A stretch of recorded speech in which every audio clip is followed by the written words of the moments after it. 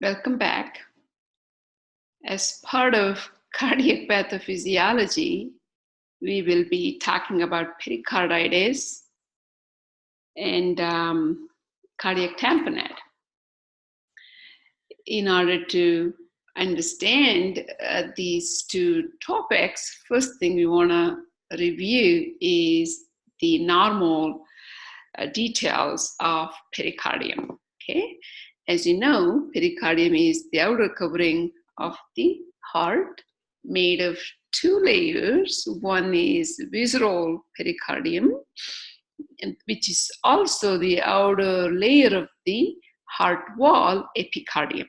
Okay, and then there is parietal pericardium. This whole thing here is parietal pericardium, and in between there is a space, and you call that as pericardial space or pericardial cavity that has a small amount of fluid, 15 to about 50 milliliters of fluid, which basically lubricates the two layers so that when the heart does expand, as it fills with blood, it would not stick to one another. Okay, so that's normal setup. Now we will talk about pericarditis. Anytime you see itis, it is inflammation, and it is inflammation of the pericardium. And here we will be talking about acute pericarditis. Acute pericarditis is when there is the sudden inflammation of the pericardium. Sometimes it could be easily mistaken as an MI and all this panic, etc. So there are several signs and symptoms to look for, which we will discuss here.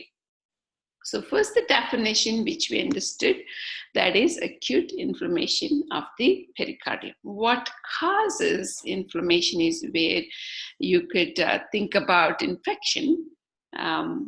Microbial infections, Coxsackie virus happens to be the most common kind of infection. The other causes could be acute rheumatic fever. This is the poorly treated strep and bacterial invasion of the pericardium and inflammation of the pericardium. A diphtheria toxin, drugs, lupus, affects many structures in the body. It's an inflammatory disease, an autoimmune disease that could also target pericardium. Metastatic disease, tumor locally or after MI, think about the location of the myocardium very close to the pericardium. So that is how MI and pericarditis could be associated. Okay, a young man, 20 to 50 years of age, often suffers from acute pericarditis. So whenever there is inflammation, there is the secretion of fluid in larger amounts. As you probably already know about inflammation, this is where the capillary permeability is changed so that more leakage of plasma can occur, and that could be the cause of increased fluid buildup within the pericardial cavity. Okay, so there is more fluid than normal, and that's what you call as pericardial effusion. Okay, increased fluid in the pericardial cavity. Then another condition that could be the result of pericarditis is where there is attachment of the two layers because of the lack of fluid and the secretion of different types of substances, cellular debris. All of those could lead to thicker secretion, which makes the two layers kind of stick to one another. Okay, so scar tissue with dystrophic or degenerative calcification here in the pericardial cavity could lead to constrictive pericarditis. Constrictive pericarditis is where there is this sticking of the two layers together. Okay, all right. Now, what causes acute pericarditis? We looked at some, and we will look at another long list here. Infection could be one of many infections. Myocardial infarction, that's when you talk about Dressler syndrome, that is uh, acute MI, and then that spreads to pericarditis, pericardium causing pericarditis. Trauma could cause pericarditis, or cardiotomy. Okay. Metastatic disease, we came across this. Drugs, mediastinal radiation. Okay. Then other systemic diseases such as rheumatoid arthritis, lupus, and scleroderma, inflammatory diseases affecting pericardium.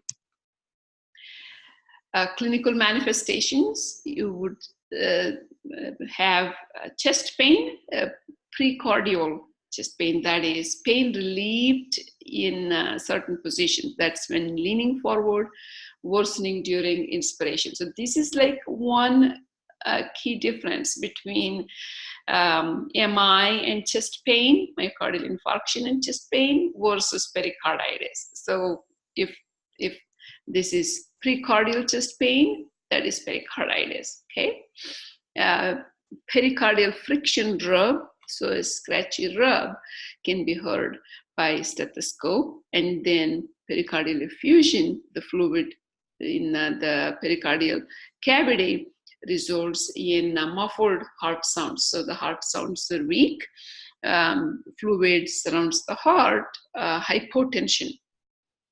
Hypotension could be because of the cardiac tamponade, that is the pressure of this fluid in the pericardial cavity that limits the filling of blood and therefore the ejection of blood. A chest x-ray shows a water bottle configuration. Okay, so that's another way to confirm pericarditis. Okay, there may be a low-grade fever. Remember, it's inflammation, infection, sinus tachycardia as a negative feedback effect, a compensation mechanism that is triggered by decreased cardiac output. So here is another differential diagnosis. If it's a woman with pericarditis and effusion, it's going to be lupus. Lupus is commonly seen in women, and you know how that affects pericardium. So this combination is typically how you would differentiate pericarditis from lupus. All right, so now this is just to show you the water bottle configuration in an X-ray. All right, so ECG changes due to pericarditis is where it could take 4 different forms. Okay, diffuse ST segment elevation and PR segment depression. Okay, diffuse ST segment elevation depression is all because of the fluid there, and the details are not as specific. Then you have ST and PR segments normalize in the second stage. Third stage is where widespread T wave inversion. That's again because you're not able to pick up those electrical changes as well because of the buildup of fluid around it. Then stage 4, normalization of the T wave. So here you probably see it as diffuse and settle down, and the inversion of the T wave, and now it's all back to normal. These changes help distinguish ECG changes from MI. Okay. Now we will talk about cardiac tamponade, a serious condition. Okay, fluid that surrounds the heart, that's in the pericardial cavity, can apply pressure on the heart. That's what you call as cardiac tamponade, the pressure from outside, that is from the pericardial cavity, the fluid that's in the pericardial cavity. Effusion is the buildup of fluid. The pressure it exerts is cardiac tamponade. Okay, it can be slow or fast accumulation of fluid in the pericardial space, depends on the nature of inflammation there is. Then there is intrapericardial pressure buildup, increased intrapericardial pressure that leads to cardiovascular collapse and cardiac compressive shock, inadequate peripheral perfusion, acidosis, and death. So it can be a serious condition. Okay, a syndrome caused by the impairment of diastolic filling of the heart due to increased intrapericardial pressure. Okay, so the pressure is so high that it limits the filling of the heart during diastole. Okay, so causes are pretty much the same as we have come across for pericarditis, traumas, cardiac surgery, malignancy, and then the pericardial effusion after any form of pericarditis. Got it? Okay, so now we will spend some time talking about tamponade in detail. Increased intrapericardial pressure. That's what tamponade is all about because of the buildup of fluid. And then decreased diastolic expansion of the ventricles. It has a direct correlation here, that is increased pressure, decreased filling. Okay, so decreased stroke volume, decreased cardiac output. Makes sense, correct? Now there are compensatory mechanisms that you expect, such as tachycardia, vasoconstriction. All of that could be because of sympathetic activation. Increased venous pressure, because now that the blood is not getting into the heart, it backs up in the venous system. All right. Failure of compensatory mechanisms can lead to cardiac collapse. Okay, so that's dangerous. Typically, there is compensatory mechanism to help with this condition to some extent at least. All right, so here you have three typical classic things associated with tamponade, that is what you refer to as the Beck triad: hypotension, jugular venous distension, and distant muffled heart sounds. Let's take a look at each and every one. Hypotension, why? Because of decreased cardiac output, correct? Jugular venous distension because of the congestion within the veins. The third one is muffled heart sounds. That's because of the fluid surrounding the heart. You're not able to detect heart sounds as best as you should. Okay, chest X-ray, we would look at enlargement of the cardiac silhouette. So that is because of the fluid again around the heart. ECG is with decreased voltage across all leads. Okay, again the fluid is interfering with the recordings of ECG and heart sounds. All right, echocardiography is the one that confirms this situation. Okay, detection of pericardial effusion and exclusion of tamponade and all that. Here is another interesting relationship between the rapid effusion and slow effusion. So if the pericardial space is filled with fluid quickly, okay, this is rapid effusion, you would have critical tamponade. Okay, here it's slow effusion. Slow effusion is where it's not so bad, simply because you have turned on negative feedback mechanisms, compensatory mechanisms activated. So more time to stretch the pericardium. So you may not be as serious as it is here in the rapid effusion. Okay, so that is one message.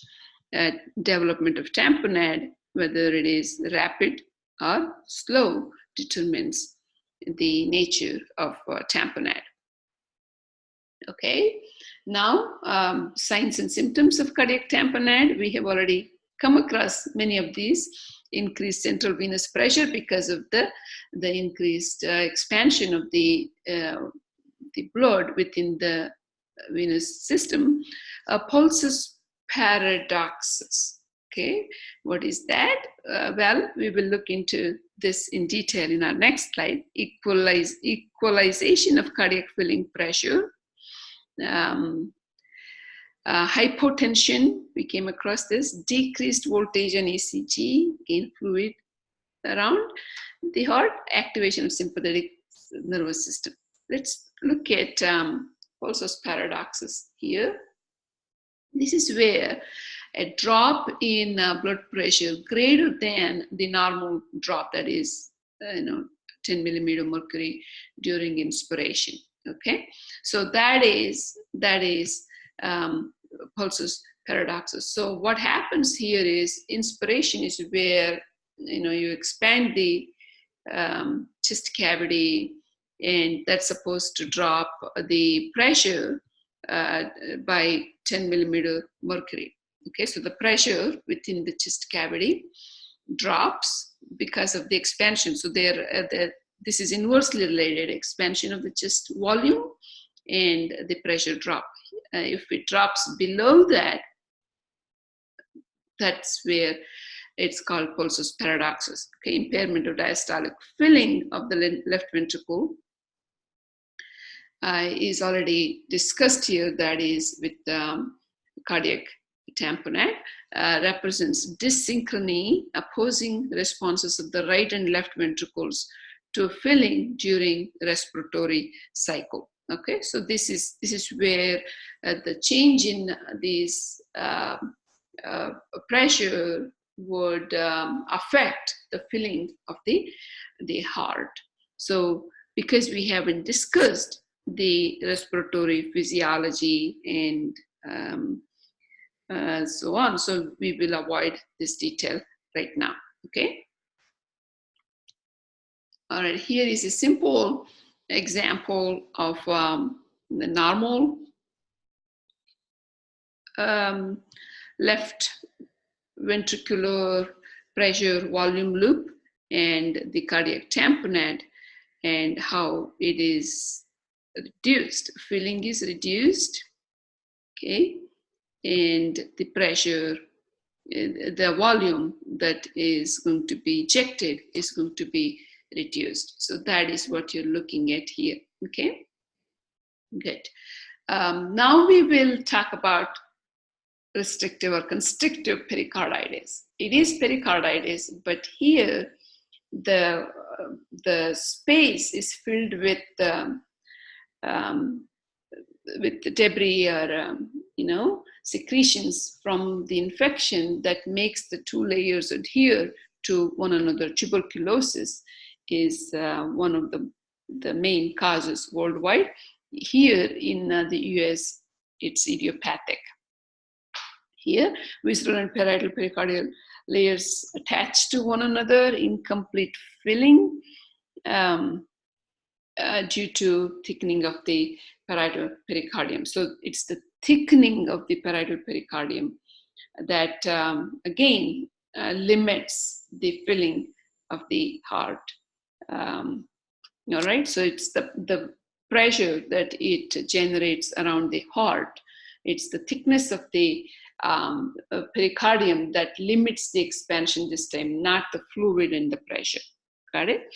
So now exercise intolerance, dyspnea and exertion, fatigue, anorexia are some typical clinical manifestations.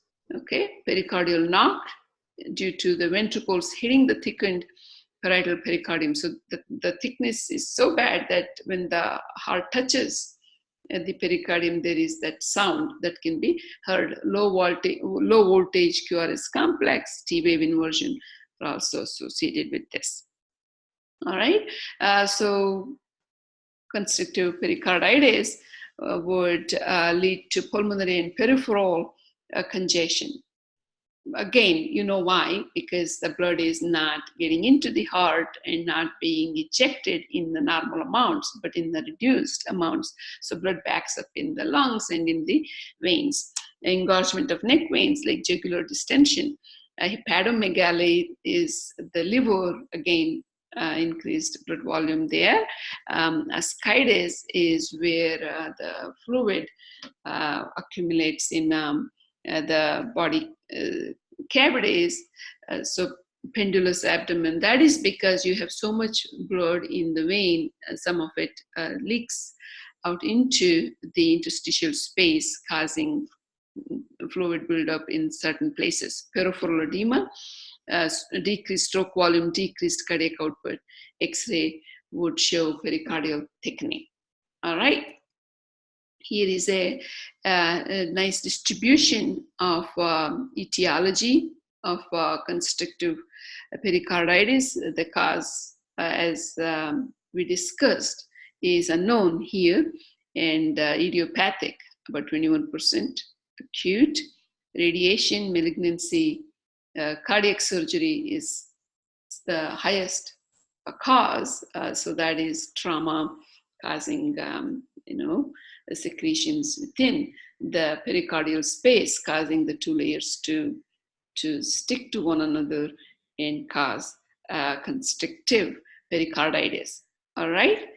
Okay. So it's a painful condition, and then interferes with the normal heart function. These are some key details that you need to be aware of in these patients. All right. Thank you.